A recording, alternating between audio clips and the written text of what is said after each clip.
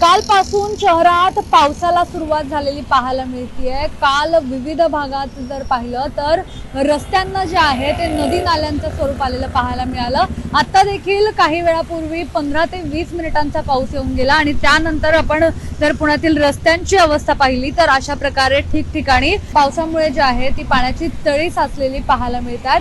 खरं तर शहरातील कालचे जर काही ठिकाणाचे व्हिडिओज पाहिले तर त्या व्हिडिओजमध्ये अक्षरशः गाड्या ज्या आहेत त्या पाण्यातून वाहताना पाहायला मिळाल्या होत्या आणि आज देखील अगदी काही वेळासाठीचा पाऊस जो आहे तो पडला आणि त्यानंतर आता जर पाहिलं तर अशा प्रकारची या पाण्यातून वाहतूक जी आहे वाहनांना जाण्यासाठी जी आहे ती कसरत करायला लागत असल्याचं पाहायला मिळतंय।